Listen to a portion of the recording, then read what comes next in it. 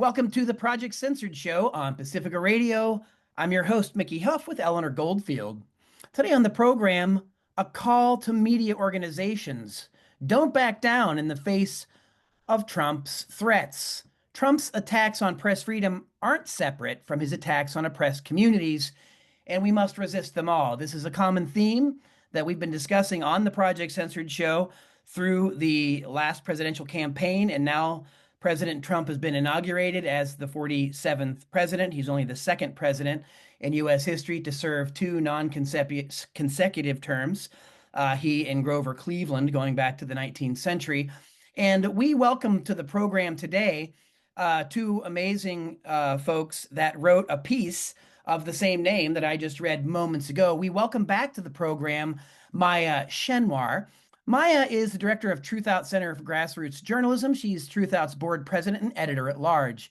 She is the co-editor of We Grow the World Together, Parenting Toward Abolition, which came out late last year, and we will have Maya on to talk about that book sometime in the very near future. Maya is also the co-author of Prison by Any Other Name, The Harmful Consequences of Popular Reforms, author of Locked Down, Locked Out, Why Prison Doesn't Work and How We Can Do Better, and co-editor of the Truth Out anthology, Who Do You Serve? Who Do You Protect? Police Violence and Resistance in the United States. In addition to Truth Out, Maya's work has appeared in many publications, including the New York Times, The Guardian, NBC News, kudos to you there, The Nation. Maya has appeared on Democracy Now!, MSNBC, C-SPAN, and NPR, and other television and radio programs. She's also the co-founder of the Movement Media Alliance, MMA, and Media Against Apartheid and Displacement, MAD, certainly enough to get mad about these days. Maya lives in Chicago. Maya Schenwar, welcome back to the Project Censored Show. Thank you so much, Mickey. Glad to be here. Absolutely. We also would like to welcome to the program Negin Owliaei. Negin is Truth Out's editor-in-chief and award-winning journalist. She previously worked at Al Jazeera's flagship daily news podcast, The Take, and she lives in Washington, D.C., where there certainly are plenty of things happening to cover and discuss, and we'll be doing that today. Maya Schenwar, let's just start our conversation with you. And we are referring to a recent piece that the both of you co-authored with Ziggy West Jeffrey over at Truth Out, a call to media organizations, don't back down in the face of Trump's threats. Let's just dive straight in. We talked last year during the campaign about many of the things happening and the threats to journalism, the threats going on to nonprofits and many other things. Maya, let's just get to the impetus for this piece. What are we facing? Well, I think we're facing a multi-pronged attack. And one of the things that we have to recognize is it's not just one thing. And what we see coming at us, particularly as movement media, is that there's an attack on journalism organizations, on media, but also on nonprofits. So we have to look at both of those fronts. For one thing, as we talked about earlier in the spring, there's HR 9495, which people are calling the nonprofit killer bill, which would allow the federal government, and specifically the Treasury Secretary, to decide that a nonprofit is a, quote, terror supporting group. And by doing that, take away its nonprofit status. And that might just sound like a bureaucratic move, like, oh, it'll be classified differently. But for those of us who depend on donations and grants to survive, taking away the nonprofit status could be effectively death. People donate and want tax deductions. Many foundations will not give grants to organizations that are not nonprofits or fiscally sponsored projects of nonprofits. And so that is a real threat. And so that passed the House. If it passes the Senate, that's going to be a real tool for the Trump administration to shut all kinds of organizations down. And then we need to think about, well, what are the threats to journalism, even apart from nonprofit outlets? And I think that looking at Trump's rhetoric, and his past actions, we can see that he doesn't just view the media as annoying or say that we're wrong. He says that we are the enemy of the people. Those are his words. And so he is thinking very concretely about how to retaliate. And we can see this in both lawsuits from Trump and his allies, and then also from who he's chosen to be in his administration and close contacts. So, and Negin can talk about this as well, but he picked Brendan Carr to head the FCC. And this is someone who is absolutely a threat to media and has said broadcast licenses are not sacred cows, which is like something, as we're talking about taking away nonprofit statuses, taking away broadcast licenses is potentially a form of censorship there. We know that Kash Patel, and this is something that I think is really scary that more people should pay attention to, who is Trump's choice to run the FBI, said specifically, oh, we're going to retaliate against media. Like he said, we're going to come after people in the media who he says have lied about American citizens. So there's a long list of people. There's a long list of threats. I think we also have to be conscious that right-wing forces could use defamation lawsuits to come after those of us doing media on the left. And having talked to a number of lawyers in the field, there has already been an uptick in those kinds of defamation lawsuits. And so I think we have to be conscious of that. And we also have to be conscious, and I'll just talk about this briefly, this executive order that came through among the many a few days ago that is titled ridiculously, it's something about censorship. Yeah, You ending probably know better censorship. than Yeah, me. ending. Yeah, there was one executive order on ending federal censorship and Heading, ending government interference with media, and it's like, really, like coming from you? it's so bizarre. And so the National Council of Nonprofits actually flagged this executive order because it names the problem coming from federal agencies as the goal of combating, quote, misinformation, disinformation, and malinformation. The executive order says that's bad. And it says that those goals actually conflict with constitutionally protected free speech rights. And the National Council of Nonprofits said that the naming of those things in the executive order, the fact that the executive order is saying combating misinformation and disinformation, that's bad and that's counter to free speech, actually could have potential impacts on nonprofits who are working against misinformation and disinformation and are providing information that is contrary to the administration.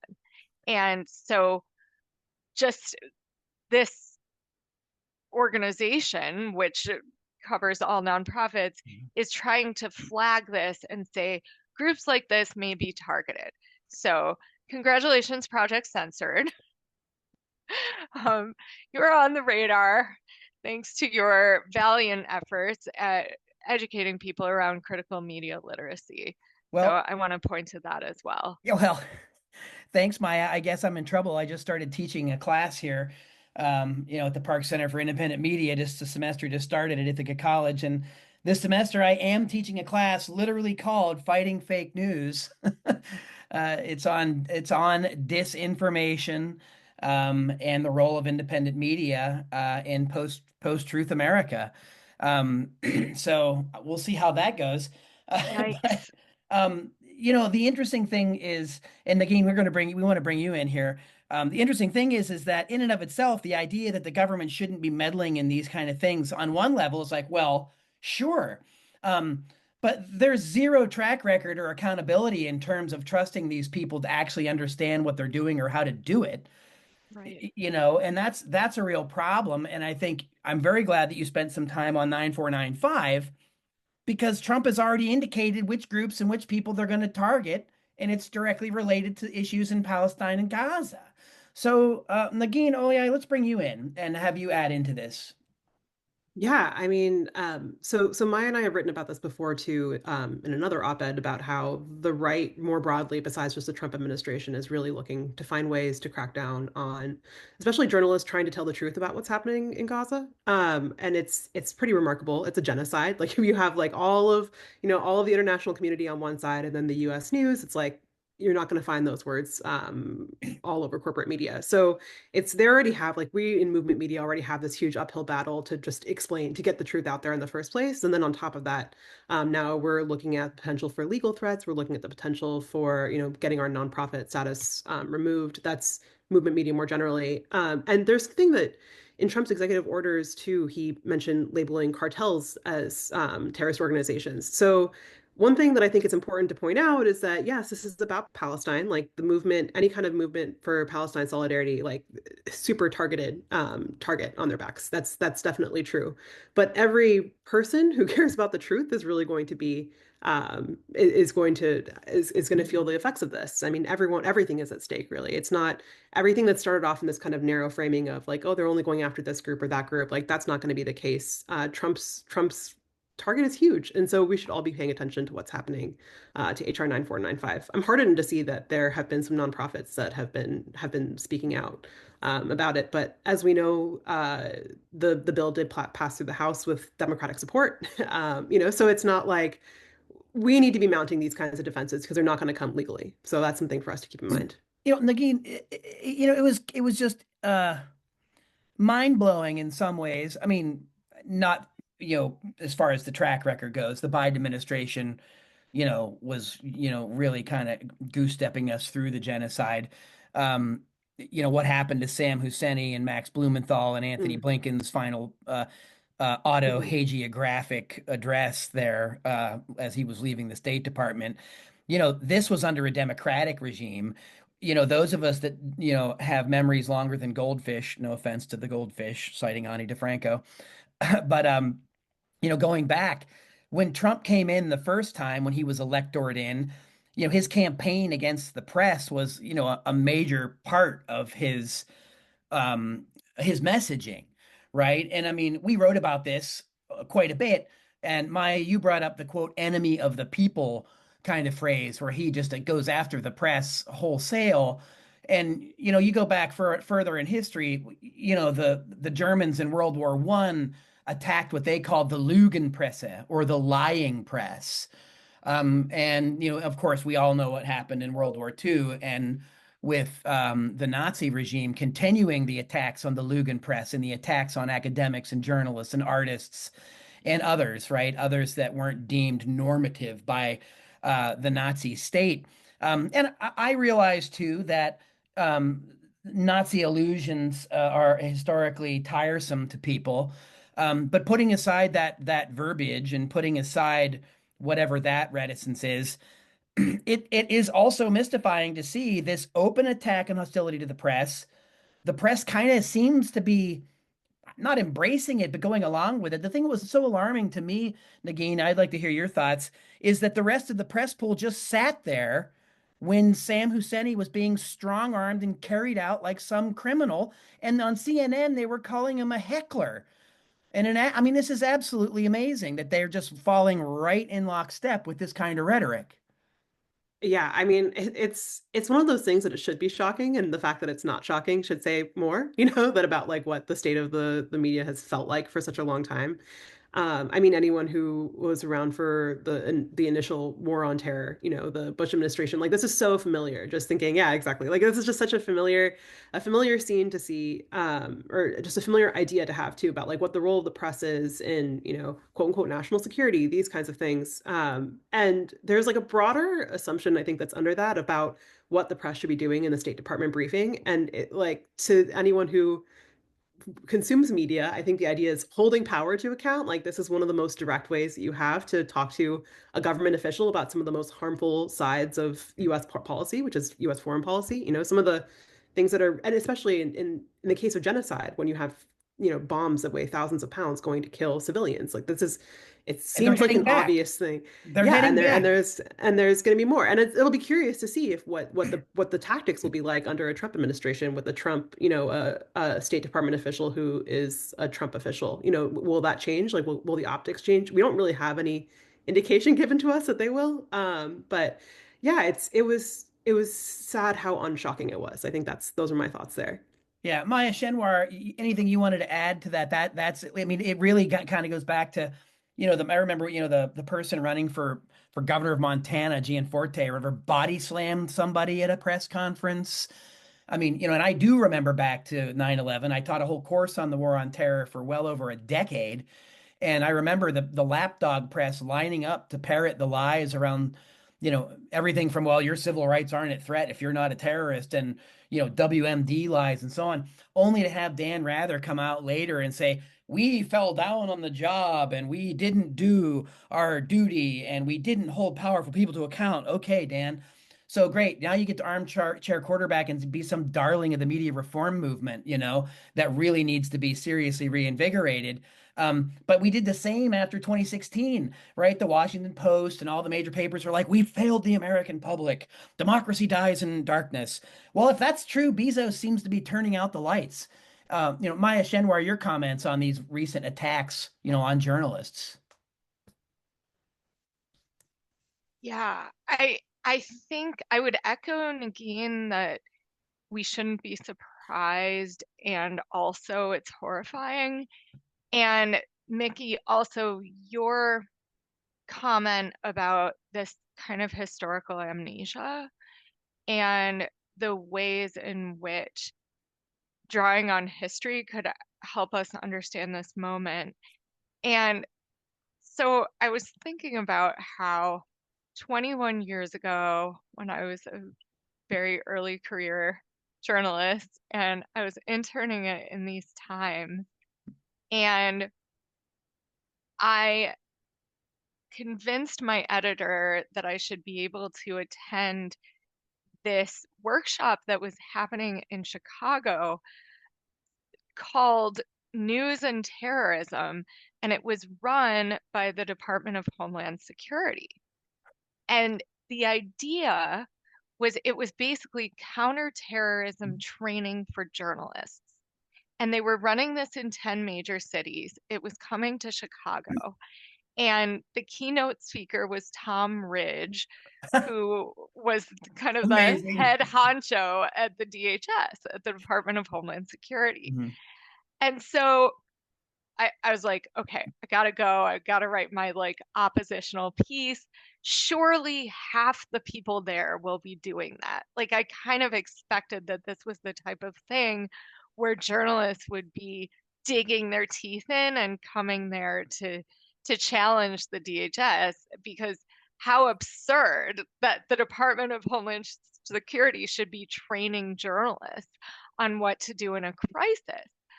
But I got there, Tom Ridge spoke. He literally said that his job was to provide the media with a playbook. Like he said the words playbook for responding to crisis. You got it. Yes, that's it. I've That's got a it. playbook right here, Maya. Playbook. So, and the whole emphasis of the day was we need a consistent message. And most of the people there were from mainstream news organizations based in Chicago. Every major news organization in Chicago was there.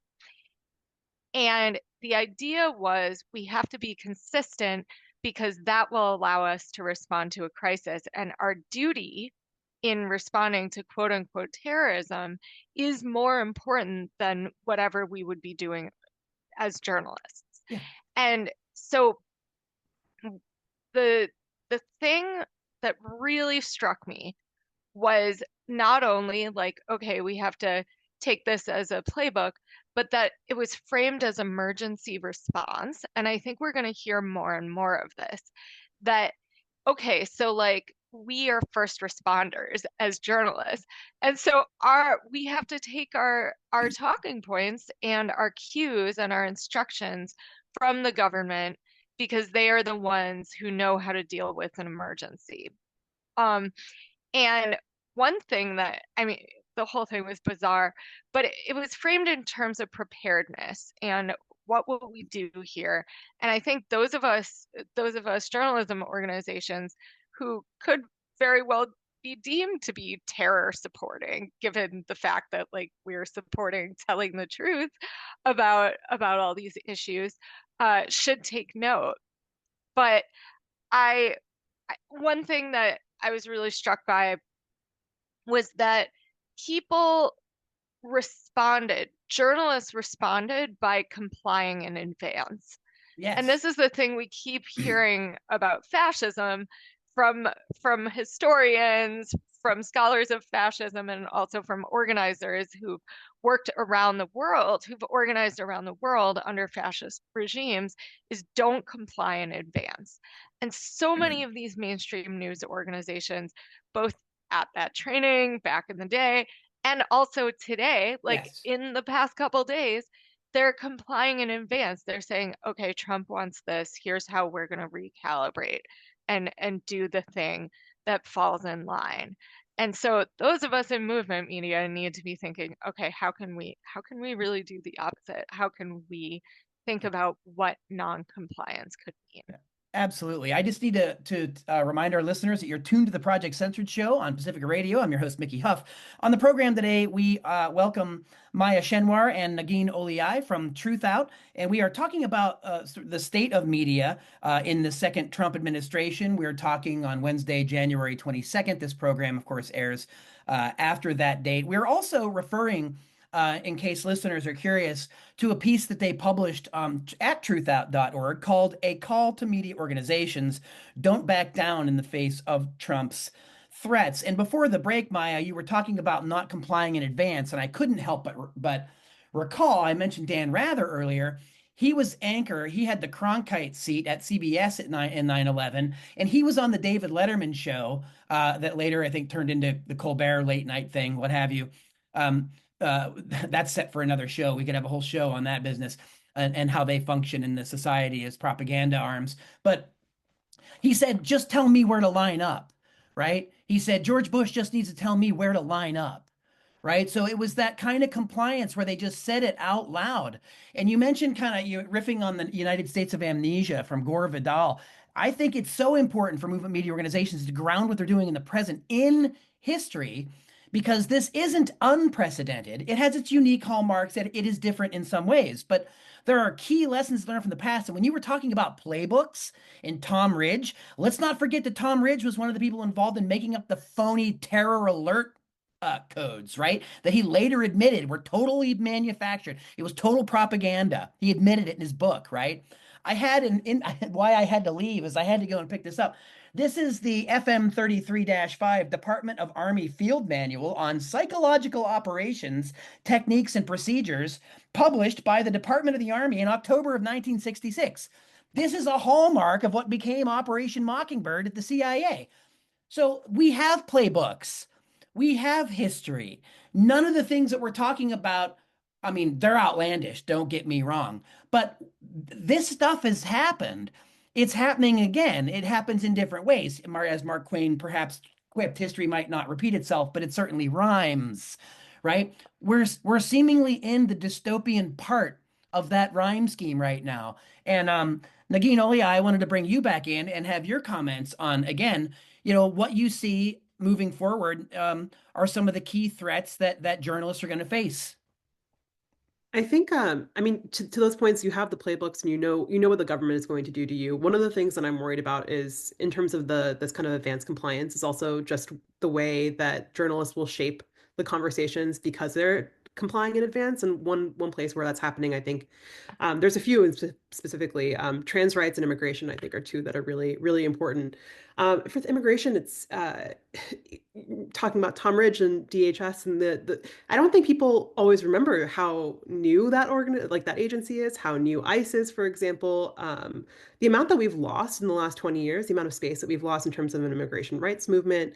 I think it's important for media to ground ourselves in that too. And I worry about with all these different moves, all these different kinds of attacks from the Trump administration, these different threats that are coming up in terms of bills like HR 9495, in terms of moves from these members of Trump's cabinet administration. I worry that we'll just start to be quiet, not us, but like corporate media generally, will start to just be quiet, accept that this is just the way things are. People are just mad at immigration now, and that's just a fact. It's just a fact of life, like gravity, and that's just not the case. So to me, that's one thing that's one thing that it's not specifically a threat on journalism, but it's a threat that could come from journalism too. It's Yeah. that's stemming from that threat, and that makes me really, really terrified because what is the point if you're not going to hold anything, if you're not going to hold anyone accountable? Like, what are we doing? Like, what kind of reporting are you planning on doing about immigration that just takes it to be that the country, like half the country, just wants to deport people and doesn't interrogate where that came from? Yeah, it's remarkable that I've seen too, just in the last few days, this incredible tenor of normalization. And Maya Schenwar, we mentioned this before we got started, and I know this is a whole can of worms. Nobody elected Elon Musk to anything. But there was this really disturbing moment where he does appear to be giving a Nazi salute, or a Roman salute, as they're now calling it. I guess when in Rome, call it whatever you're going to call it. Um, but of all things, the ADL came out and said it was an awkward moment, an awkward gesture. I mean, what degree of normalization are we going to go for here? I mean, we're talking about somebody that is an unelected person who's a rank corporatist, who is against labor rights, against labor unions. He's only in favor of immigrants if it means cheap labor for his corporations.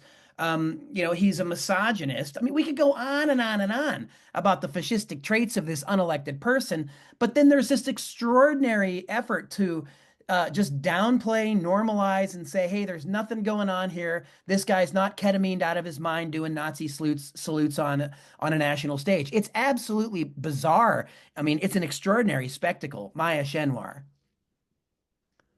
Yeah, spectacle is the right word. And I want to preface this with, have any of us while high ever done Nazi salute? Like, It's not something have that's come to mind for me. like, is that the predestined behavior? And I think that some of the headlines that we've seen from the New York Times, the Washington Post, they're either calling this an odd gesture, saying it has sparked debate, and the few cases in which it's been named in mainstream media that this is a Nazi salute, this is a fascist gesture, I've gotten this amazing pushback, like PBS NewsHour. They immediately told the truth. And so I think we have to recognize, first of all, the way that this feigned objectivity can directly serve fascism by saying, I don't know what it is. And then you interview, quote unquote, both sides. But Oh, of yeah. course, who's deciding what the two sides are? It's like on the one side, fascists, on the other side, like truth tellers and actual people. And that's good journalism. Like Yeah. that's actually serving authoritarianism. And so I think there's that aspect. There's also this fact that we have these so-called experts, and people are trotting them out to say, oh, okay, like, is this anti-Semitism or not? Not looking at the fact that, like, what actually is the ADL? Yeah. I know for many years I've been on the advisory board for the Deadly Exchanges campaign at the Jewish Voice for Peace, and we were specifically talking about the ADL and what it is. And what it is it's an arm of Zionist action. So all of these different things that the ADL does, their anti-Semitism index, their so-called racial justice trainings that they do in schools. All of that is part of this larger structure that is supportive of Israel no matter what. And so I think we have to look at the ADL in context. They consistently over the past year and a half have been condemning protesters, including Jewish protesters, who are supportive of Palestinian liberation and even just supportive of a ceasefire, condemning them as anti-Semitic. And then the richest man in the world does a Nazi salute that's indisputably like anyone looking at it is going to be like, oh yeah, that's a Nazi. And saying, no, like, don't, we can't like overstate this and just full on minimization. And I think how this ties back to journalism is that the ADL is the go-to source for so many mainstream publications when it comes to anti-Semitism. And so it's set up to skew information and to skew the messaging that people are getting. And especially under Trump, where the ADL has been over the past year and a half really an apologist for right-wing bias and hate and violence. I think we have to think about that aspect of so-called objective journalism as well. Like, how are you choosing your sources, and how can we be skeptical of the sources that we're hearing who are so-called experts? Yeah, absolutely. Framing and context. And fun fact, I was attacked by the ADL almost 20 years ago in San Francisco because I was participating in a Mennonite conference, a peace activist conference, where I was arguing on a panel about Holocaust revisionism, and I'm an historian by day. I was the one person on the panel arguing that the people arguing about Holocaust revisionism were wrong. Like I was the one going there saying you people are historically inaccurate, right? And I got attacked for even showing up to make that argument, which was just bizarre to me. I'm like, well, shouldn't somebody be there to set them straight? I don't know. Um, Wow. anyway, I mean, and again, it's just a massive gaslighting campaign for a bunch of people suffering from Stockholm syndrome. I mean, it's just absolutely remarkable. Negin, let's bring you in here and let's talk about, in the last few minutes we have left, let's talk about positivity moving forward, some of the strategies of Movement Media Alliance. I mean, let's talk about the solidarity. Let's talk about the things that we're going to do as part of this movement to counter these efforts. And as Maya said, not comply in advance. Negin. Yeah, I think to me, one of the most important things is for those of us in the media is just seeing ourselves as normal people and responding to attacks as normal people would. The idea that obviously the Trump administration's rhetoric towards journalists is terrifying and scary, and we should push back against it, and we should also see it as part of the attacks that they're framing against everyone. I mean, every single oppressed population, essentially, against immigrants, against LGBTQ people, against Muslims, against Palestinians. Like they all go together. So for us in the media to kind of step back and I've seen this in the New York Times, they talked about like Trump's like muscular, approach towards, yeah, it's a very off-putting framing, like kind of coming up on high here and speaking down, being like, and this is what he's going to do, and this is how he's going to do it. No, like that's not accurate. We're all members of our communities, and the people around us have valuable insight. To what Maya said, I mean, it comes down to looking at who our sources are, and like a lot of these experts who on things like anti-Semitism from the ADL, like that's not, we don't need to, you can ask any person who knows what a Nazi salute is. And so I think we have the tools in movement media to be able to look around and figure out who's going to be the most impacted and let those people be the experts, like those are our experts. So to me, that's one really great thing that movement media is doing. And I think we should continue to do more of under the Trump administration is like look to the people who are going to be facing the brunt of these policies, journalists included, because we will be too.